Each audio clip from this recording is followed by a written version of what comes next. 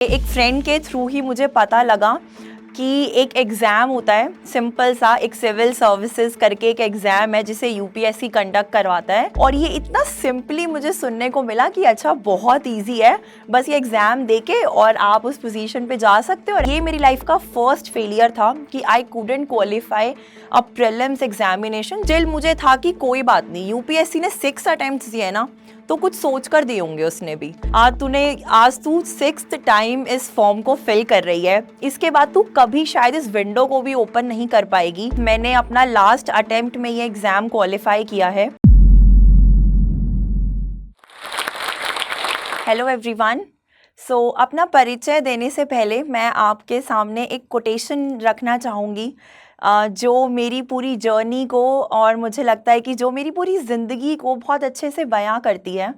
वो कोटेशन आप सबने भी सुनी होगी, और वो ये है कि मंजिल उन्हीं को मिलती है जिनके सपनों में जान होती है, पंखों से कुछ नहीं होता, हौसलों से उड़ान होती है। So let me introduce myself.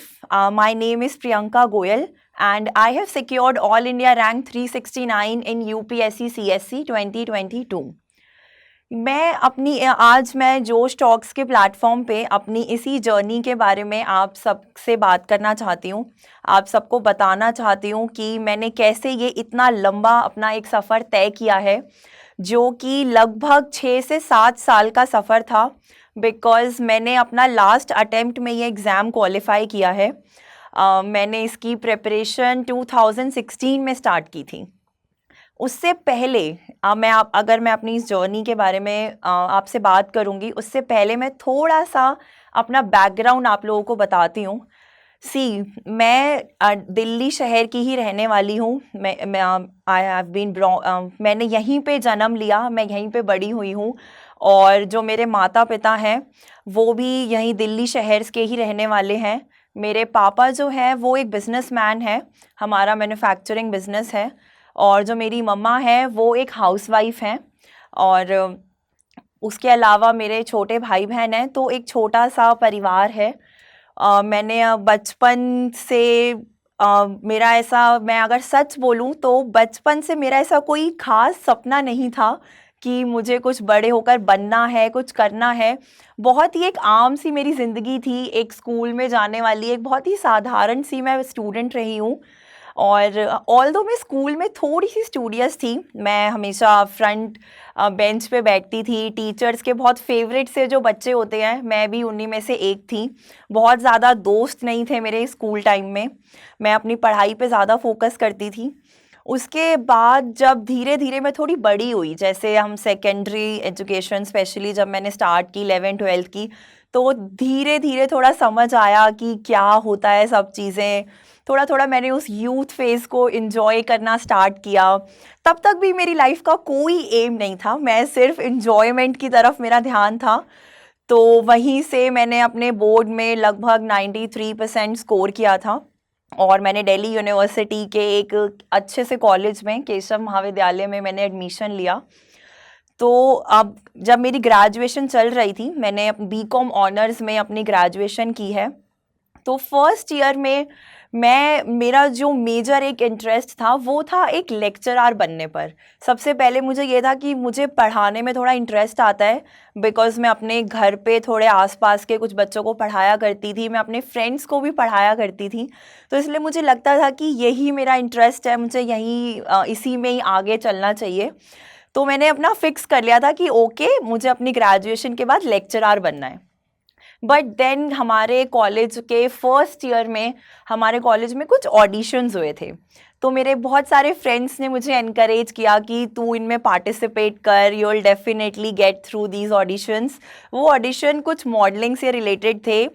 Specially एक फेस वॉश का ऑडिशन था, क्लीन एंड क्लियर, जिसका आपने भी उसके बारे में सुना होगा। तो मैंने उसका फिर ऑडिशन दिया सबके बोलने पर, and I was selected in that. लेकिन मैंने उस एडवर्टीज़मेंट को किया नहीं। मुझे ऐसा लगा कि नहीं, ये मेरा एम नहीं है, मुझे कुछ और ही करना है लाइफ में। ये तो मैंने जस्ट एंटरटेनमेंट के लिए कर लिया। तो वहाँ से मैंने उस चीज़ को तो मैंने अपना गिव अप कर दिया। मुझे कभी ये नहीं पता था कि ये चीज़ आगे जाकर मुझे कैसे अफेक्ट करने वाली है। मैंने उस टाइम पर अपना ये एडवर्टीज़मेंट को नहीं किया और मैंने सोचा कि मैं अपनी लेक्चररशिप के एम के साथ ही प्रोसीड करूँगी।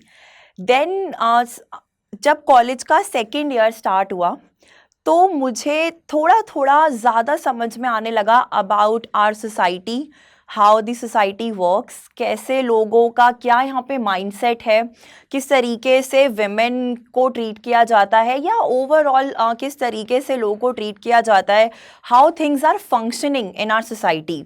जब मैंने इन सब चीज़ों को बहुत ध्यान से देखना शुरू किया तब मुझे समझ में आया कि बहुत सारी ऐसी चीज़ें हैं जो बेहतर की जा सकती हैं और कहीं ना कहीं मुझे खुद ही पता नहीं चला कि कैसे मेरा इंटरेस्ट उन सब चीज़ों के अंदर डेवलप होना स्टार्ट हुआ। तब मुझे कहीं से एक फ्रेंड के थ्रू ही मुझे पता लगा कि एक एग्ज़ाम होता है सिंपल सा, एक सिविल सर्विसेज करके एक एग्ज़ाम है जिसे यूपीएससी कंडक्ट करवाता है और उसके अंदर 3 स्टेजेस होते हैं, बस आपको उनको क्लियर करना है और आप हमारी जो कंट्री की सबसे प्रतिष्ठित, हमारी सबसे प्रेस्टीजियस सर्विसेज मानी जाती हैं, आप उनका हिस्सा बन के कोई भी चेंज जो आप लाना चाहते हैं सोसाइटी में आप लेके आ सकते हैं। ये मुझे सुनने को मिला और ये इतना सिंपली मुझे सुनने को मिला कि अच्छा बहुत इजी है, बस ये एग्ज़ाम देके और आप उस पोजीशन पे जा सकते हैं और ऐसा कर सकते हैं जो भी आप चाहते हैं। तो मुझे लगा कि ठीक है यार, ये तो बहुत इजी है, तो ये कर लेते हैं। तो मैंने कहा चलो ठीक है, ग्रेजुएशन के बाद हम इसको स्टार्ट करेंगे। उसके बाद फिर जब मेरा फाइनल ईयर आया ग्रेजुएशन का तो मुझे ये था कि तब तक मेरा वो लेक्चरर बनने वाला जो एक एम था वो बिल्कुल ही साइडलाइन हो चुका था और समहाउ मेरे अंदर ये चीज़ बहुत स्ट्रॉन्ग होती जा रही थी, ये एम बहुत स्ट्रॉन्ग हो गया था कि मुझे सिविल सर्वेंट ही बनना है, मुझे अब इसी सर्विसेज में जाना है। यहाँ से शुरू होती है मेरी जर्नी। मैंने फर्स्ट अटेम्प्ट दिया 2017 में। मुझे तब तक एज आई मैंशन्ड कि मुझे आइडिया नहीं था कि कैसे तैयारी करनी होती है, क्या होता है। बस किसी ने कुछ बता दिया, ये बुक पढ़ लो, उसने बोल दिया ये वाली बुक भी अच्छी है, इसको पढ़ ले। मैं उन सबको पढ़ती रही और अल्टीमेट जो उसका आउटकम निकला वो ये था कि आई कुडंट क्वालिफाई प्रीलिम्स। तो प्रीलिम्स नहीं क्वालिफाई करने से मुझे थोड़ा सा एक वो था, दिल टूटने वाली एक फीलिंग होती है कि अरे ये क्या हो गया। ऐसा तो मैंने सोचा ही नहीं था कि ऐसा भी हो जाएगा, बिकॉज स्कूल में मैंने हमेशा इतना अच्छा परफॉर्म किया, कॉलेज में मैंने हमेशा लगभग टॉप किया, तो मैंने कभी उस फेलियर को नहीं देखा था लाइफ में। तो वो ये मेरी लाइफ का फर्स्ट फेलियर था कि I couldn't qualify a prelims examination, जो कि एक सिंपल ऑब्जेक्टिव बेस्ड पेपर होता है। तो मुझे लगा कि नहीं यार, इसको तो थोड़ा सीरियसली लेना पड़ेगा, अब थोड़ी अच्छे से तैयारी करते हैं। तो मैंने दोबारा उसकी तैयारी स्टार्ट की। थोड़ा सा मुझे और पता चला बुक्स के बारे में, जो थोड़ी सी स्टैंडर्ड बुक्स हैं कि ये पढ़नी होती हैं। मैंने उनको पढ़ा तो मेरी प्रिपरेशन काफ़ी अच्छी हो गई। बट देन अगेन शायद मेरी किस्मत ने मेरा फिर से साथ नहीं दिया, मे बी वो मुझे और आजमाना चाहती थी। तो सेकेंड अटेम्प्ट के अंदर भी again I couldn't qualify prelims. I missed the cut off by around 0.3 marks. तो ये मुझे ऐसे लगा, ऑल्दो ये मार्क्स हमें बाद में पता लगते हैं कि कितने से कट ऑफ मिस हुई है, उस वक्त बस ये पता होता है कि फिर से नहीं हुआ, तो अगेन फेलियर। ये चीज़ ऐसे मुझे हिट कर रही थी कि ओके, एक बार फेल हो गए, दूसरी बारी भी फेल हो गए।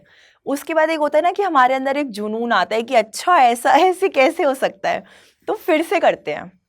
तो मैंने उसको ही प्रिपरेशन फिर से स्टार्ट की। मतलब ये अभी तक ऐसा एक सिनेरियो चल रहा था जहाँ पर गिव अप करने जैसी दूर दूर तक भी कोई फीलिंग नहीं थी, या फिर एक सेल्फ डाउट वाली, या फिर जो हम बोलते हैं कि नहीं करना, या फिर बहुत ही टायर्ड हमें फील हो रहा है। अभी तक मुझे ऐसा कहीं पे भी नहीं लगा, जबकि थर्ड ईयर ऑलरेडी मेरी प्रिपरेशन का आ चुका था। तो मैंने अब फिर से स्टार्ट किया एंड इस बारी I cleared prelims. So this was my third attempt in 2019. Prelims clear हो गया। I was very happy, as if कि मैंने पता नहीं क्या अचीव कर लिया कि मैंने प्रीलिम्स क्वालिफाई कर लिया। अब इस चक्कर में हुआ क्या कि I could not prepare well for mains examination, because 2 साल में मेरी जो प्रिपरेशन है वो इतनी ज़्यादा प्रीलिम्स ओरिएंटेड हो गई कि मैंने मेंस की प्रिपरेशन पे ध्यान ही नहीं दिया कि उसमें भी सब चीज़ें करनी होती है, हमें आंसर राइटिंग करनी होती है, ऑप्शनल को बहुत अच्छे से प्रिपेयर करना होता है। तो ये सब चीज़ें मैंने ऑलमोस्ट इग्नोर कर दी, और मेंस के लिए मुझे ये था कि अभी तक इतना लिखा तो है स्कूल कॉलेज में, यहाँ पर भी आंसर ही तो लिखने हैं, लिख लेंगे इतना तो बस पढ़ लेते हैं। तो मैंने यही किया and then I failed mains. 3rd attempt के अंदर I could not qualify mains examination. तो उसके बाद again it was kind of a setback. But क्या होता है ना कि हमें ऐसा लगता है कि चलो एक बार ही प्रीलिम्स क्लियर हो गया है, मेंस नहीं हुआ, अभी तो 3 अटेम्प्ट बचे हुए हैं, 3 अटेम्प्ट तक मेंस में पहुंच गए तो आखिरी तक जाते जाते बाहर निकल ही जाएंगे जैसे तैसे। तो ये इस आइडियोलॉजी के साथ मैंने फिर से स्टार्ट किया अपना 4th अटेम्प्ट। यहाँ तक सब ठीक था। 4th अटेम्प्ट पे जब मैंने अपना दोबारा से प्रीलिम्स दिया तो आई वॉज समहाउ श्योर कि मैं प्रीलिम्स निकाल लूँगी, अब कि मेरे को थोड़ा सा एक्सपीरियंस हो गया है। मैंने 4th अटेम्प्ट में मेरा जो जीएस का पेपर हुआ प्रीलिम्स का वो बहुत अच्छा हुआ, और इनफैक्ट उस साल उसके जो कट ऑफ थी उससे लगभग 15 मार्क्स ऊपर उसके अंदर मार्क्स थे जीएस में। But again I failed that prelims because of CSAT. So CSAT एक क्वालिफाइंग नेचर का एग्जाम है जिसके अंदर आपको सिर्फ 33% स्कोर करना होता है, एक एप्टीट्यूड बेस्ड एग्जाम जिसको सब लोग बोलते हैं कि बस ऐसे ही पढ़ के चले जाओ, पढ़ने की भी ज़रूरत नहीं है, आप ऐसे ही चले जाओ और वो क्वालिफाई हो जाएगा। और मैंने उसको क्वालिफाई नहीं किया। That was the first time जब मुझे एक वो सेल्फ डाउट वाला फैक्टर आया, खुद पर से कुछ देर के लिए विश्वास जो है मेरा बिल्कुल हिल गया कि मतलब मुझे ऐसा लगा कि यार ठीक है, सब लोग ना सही बोलते हैं। 13 लाख स्टूडेंट्स इस एग्ज़ाम में अपीयर होते हैं और हर साल लगभग 15-20 लाख बच्चे इसकी तैयारी करते हैं, और इतना टफ कंपटीशन है, और इतने टफ कंपटीशन में तुम एक क्वालिफाइंग एग्ज़ाम भी क्लियर नहीं कर पा रहे हो, एक सीसैट का पेपर जो कि इतना सिंपल आता है, सिंपल से एप्टीट्यूड बेस्ड एग्ज़ाम है, वो भी मैं क्लियर नहीं कर पाई हूँ।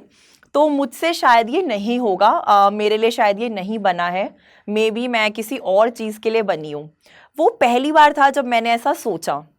लेकिन वो होता है ना कि जब आपके हौसले बुलंद होते हैं, आपको अपने सपनों के ऊपर एतबार होता है, आपको पता है कि आपको यही करना है, यही चाहिए, ये आपकी एक ज़िद, एक जुनून बन जाता है, एक मोहब्बत बन जाती है कि सिविल सर्वेंट ही बनना है। तो ये मोहब्बत में इतनी शिद्दत थी, शायद मुझे लगता है कि मैं मतलब चाहकर भी मैं गिव अप नहीं कर पाई, चाहे कितना भी उस टाइम पर मुझे सेल्फ डाउट आया हो कि मैं कर पाऊंगी या नहीं कर पाऊंगी, स्टिल मुझे था कि कोई बात नहीं, यूपीएससी ने 6 अटेम्प्ट्स दिए ना, तो कुछ सोच कर दिए होंगे उसने भी, तो मैं क्यों पहले से गिव अप करूं। तो इसलिए I did not stop in between, और मैंने फिर से उसकी तैयारी स्टार्ट की। That was the 5th attempt. So 2021 का अटेम्प्ट आ गया, 5th अटेम्प्ट। अब इस साल अगेन वो बोलते हैं ना कि शायद यूनिवर्स आपको मे बी टेस्ट कर रहा है, या फिर वो आपके अभी फेवर में नहीं है, या जो भी है, आई डोंट नो क्या था। लेकिन वो कोविड पैंडेमिक का फेज़ था, और जो मेरी मॉम है वो बहुत ज़्यादा बीमार हो गई उस टाइम पे, उनके ऑक्सीजन लेवल्स जो है वो लगभग 25 तक ड्रॉप हो गए। She was in a very serious condition, उनके 80% लंग्स डैमेज हो गए। तो मेरी पूरी फैमिली के लिए ये एक बहुत ही टफ फेज़ था, उनको लगभग 3 से 4 महीने लगे रिकवर होने में, तब तक वो ऑक्सीजन सपोर्ट के ऊपर ही थी। और हर वक्त उनका हमें मतलब मुझे स्पेशली, क्योंकि फैमिली के अंदर मैं अपने घर में सबसे बड़ी हूँ, तो बड़ी बेटी होने के साथ मेरे ऊपर बहुत सारी जिम्मेदारियां थी कि मुझे अपने घर में बाकियों को भी संभालना है, घर के और काम भी देखने हैं, बिकॉज मम्मा बीमार हैं, और मम्मा को भी देखना है उनकी टाइम से मेडिसिन एंड एवरीथिंग। सो एक वो बहुत ज़्यादा एक ऐसा लो फेज़ था जिसमें मैं अपनी पढ़ाई के ऊपर बिल्कुल भी ध्यान नहीं दे पाई। और उस साल प्रीलिम्स ऑल दो पोस्टपोन हो गया था, अक्टूबर में था, बट लगभग मम्मा को रिकवर होते होते अगस्त तक का टाइम आ गया। तो मुझे ये लगा कि कोई बात नहीं यार, मैंने 4 प्रीलिम्स दिए हैं, और पिछली बार बस सीसैट ही नहीं हुआ था, जीएस में तो अच्छे मार्क्स थे ही, तो मैं कर लूँगी। तो मैंने थोड़ा सा ना आई गेस इस चीज़ को लाइटली ले लिया मे बी, कि मैं बिना रिवीजन के ही एग्ज़ाम देने चली गई। ऑल्दो मैं इस चीज़ को अपनी एक गलती समझती हूँ, मुझे लगता है कि मुझे उस साल अपना अटेम्प्ट ड्रॉप कर लेना चाहिए था और मुझे अच्छे से सब दोबारा पढ़ाई करके रिवीजन करने के बाद ही एग्ज़ाम देना चाहिए था, बट मैंने ऐसा नहीं किया, आई डोंट नो व्हाई, और मैं उस साल भी अपना अटेम्प्ट देने चली गई। सो उसका नतीजा as expected, I again couldn't clear prelims. So अब मेरे पास बचा था सिर्फ last attempt, and this time this year was like do और डाई फॉर मी, कि प्रियंका मतलब मैंने अपने आप को, मुझे अभी भी याद है बहुत अच्छे से, जब मैं फॉर्म फिल कर रही थी, जो हमारा फॉर्म स्टार्टिंग में आता है फरवरी में, हमें फिल करना होता है एग्ज़ाम से पहले, तो जब मैं उसको फिल कर रही थी, उसको फिल करने के बाद I cried a lot, like I really cried a lot.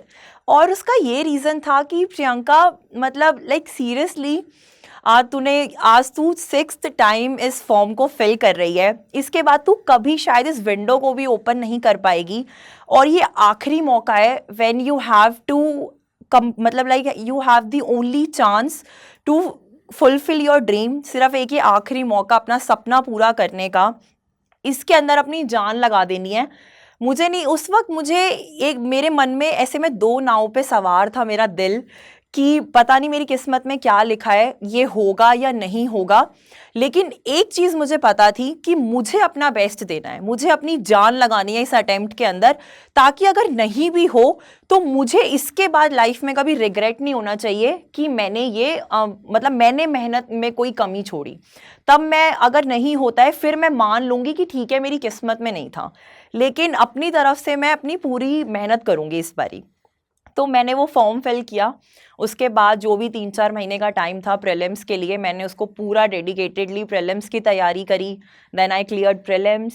उसके बाद फिर मैंने मेंस की भी उतना ऑल्दो हम लोग बोलते हैं कि जो हमारे स्टडी आवर्स होते हैं वो 7-8 घंटे तक लिमिटेड होते हैं, लेकिन मैंने मेंस के टाइम पर ज़्यादातर जो बच्चे होते हैं वो अपने स्टडी आवर्स को इंक्रीज़ कर लेते हैं।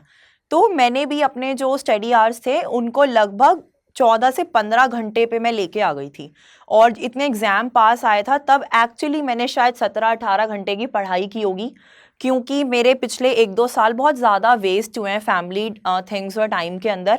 तो मुझे मेंस की तैयारी में अपनी साइड से कोई कमी नहीं छोड़नी थी, तो मुझे ये था कि 2-3 महीने मुझे इतना करना है जितना शायद मैंने 2-3 साल में नहीं किया। तो मैंने अपने लिए बहुत बड़े बड़े टारगेट्स सेट किए हुए थे उस टाइम पे कि मुझे आज इतना करके उसको सोना है। उस तरीके से मैंने मेंस की तैयारी की। मैंने अपने ऑप्शनल के ऊपर बहुत ज़्यादा फोकस किया, क्योंकि वो एक मेरा सबसे वीक पार्ट हुआ करता था। ऐसा मुझे लगता था कि मेरी उतनी अंडरस्टैंडिंग नहीं है मेरे ऑप्शनल पब्लिक एडमिनिस्ट्रेशन के बारे में, तो मुझे उसको बहुत अच्छे से पढ़ना है, उसमें कोई कमी नहीं रहनी चाहिए। तो मैंने सारी चीज़ें करी और फिर मेंस दिया, and fortunately I cleared mains as well. So ये यहाँ तक का जो एक सफ़र था कि मेंस क्लियर हो गया है, दैट वाज मेरे लिए वो अपने आप में एक बहुत बड़ी जीत थी, बिकॉज यूपीएससी के इस एग्ज़ाम में बोलते हैं कि अगर आपने मेंस क्लियर कर लिया है तो आपने ऑलरेडी आधे एवरेस्ट पे आप चढ़ चुके हो। तो यहाँ तक मैंने क्लियर किया। उसके बाद फेज़ आता है इंटरव्यू का। अब इंटरव्यू का ऐसा था कि और मेरे अंदर बहुत मिक्स्ड अपने आप में कुछ ओपिनियंस चल रहे थे, क्योंकि ये मेरी लाइफ का फर्स्ट इंटरव्यू था, नॉट जस्ट यूपीएससी का, मेरी लाइफ का ही फर्स्ट इंटरव्यू था। क्योंकि मैंने इससे पहले कभी कोई जो एक छोटे से छोटा भी कोई इंटरव्यू हो स्कूल में, कॉलेज में, कोई जॉब का इंटरव्यू, मैंने कभी कोई इंटरव्यू नहीं दिया था। कभी 2-4 लोगों के सामने बैठकर मैंने अपनी बात नहीं रखी थी। तो मुझे ये था कि मैं सीधा पता नहीं कितने बड़े लेवल का इंटरव्यू देने जा रही हूँ, बट स्टिल मैंने अपनी साइड से कुछ कुछ चीज़ें प्रिपेयर करी थी जो कि हमें बेसिक करनी होती हैं, जैसे कि हमारा डैफ होता है, कुछ करंट अफेयर्स होते हैं, तो ये सब चीज़ें मैंने प्रिपेयर की थी। And then I finally cleared the interview, like the final stage of the exam as well. I scored 193 marks in interview. तो मुझे बहुत ज़्यादा खुशी हुई जब मैंने अपने मार्क्स देखे, बिकॉज अगेन ये मेरा फर्स्ट इंटरव्यू था, मेरी लाइफ का फर्स्ट इंटरव्यू था। और उसके बाद आता है दैट रिज़ल्ट डे। तो रिज़ल्ट डे से पहले ऐसा होता है कि मतलब उसके 5 मिनट पहले तक भी, जब तक आप वो पीडीएफ नहीं देखते हो ना, ऐसा होता है कि आपका दिल एकदम धक धक कर रहा होता है कि पता नहीं उसमें नाम होगा या नहीं होगा। We generally do not care about the rank, और या क्या हमारी रैंक आएगी, क्या हमें सर्विस मिलने वाली है। रिजल्ट जब हाथ में आना होता है ना, उस वक्त मुझे लगता है कि शायद कोई भी एस्पिरेंट ऐसा नहीं सोच रहा होता है। उस वक्त सबके माइंड में इतना होता है कि बस मेरा इस लिस्ट में नाम हो। ये एक होली पीडीएफ है जिसके अंदर हर एक एस्पिरेंट की तमन्ना होती है अपना नाम, अपना रोल नंबर उस लिस्ट में देखने की। तो मुझे भी यही था जब मैं उस पीडीएफ को खोल रही थी कि बस मेरा नाम हो इसके अंदर, मेरा सपना पूरा हो जाए। और जब फाइनली मैंने अपना नाम उस लिस्ट के अंदर देखा, so that time, that moment was like attaining nirvana in itself, कि मतलब ठीक है, हो गया फाइनली। और वो कुछ सेकंड्स ऐसे होते हैं कि ना आपके पूरे 5 6 7 साल एक फ्लैशबैक की तरह आपकी आंखों के सामने से जाते हैं, कि जितना भी आपने स्ट्रगल किया, जितने आपने आंसू बहाए हैं, जितना आप अकेले रहे हो, आपने मेहनत करी है, सारी चीज़ें एक मूवी फ्लैशबैक की तरह आपके सामने चलती हैं। और फिर वो अपना नाम देखने के बाद जो उस वक्त आपकी आंखों से आंसू निकलते हैं, ऐसा लगता है कि वो सारा स्ट्रगल, सारा pain, all those tears were worth it, और वो सारे ऐसे बह जाते हैं उसके साथ। मुझे ऐसा लगता है कि कुछ ऐसी बातें हैं जिनका हमें बहुत ध्यान रखना चाहिए इस तैयारी के दौरान, क्योंकि मैंने अपनी 6 साल की जर्नी के अंदर बहुत कुछ सीखा है। इस प्रिपरेशन ने मुझे बहुत कुछ सिखाया है। तो कुछ ऐसी बातें हैं जो मैं आप सबको बताना चाहती हूँ, कि कुछ ऐसी गलतियाँ भी बोल सकते हैं उनको, जो हमें अवॉइड करनी चाहिए, और कुछ ऐसी बातें जिनका हमें बहुत ध्यान रखना चाहिए। तो ये मेरा पर्सनल एक्सपीरियंस है, आप अपने अकॉर्डिंग इस सबको अपने ऊपर अप्लाई कर सकते हो।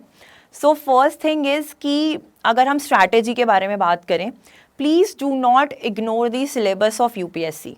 हम लोग जनरली क्या करते हैं, और मैंने भी ऐसा ही किया था, हमारे पास एक ऑलरेडी एक सेट ऑफ बुक्स प्रिपेयर्ड होता है कि हाँ ये पढ़ना है, और इसने ऐसे ऐसे बता दिया, एक कोचिंग मटेरियल है और ये कुछ बुक्स हैं, हमें ये पढ़नी है, and that's all. And we generally ignore the syllabus of UPSC.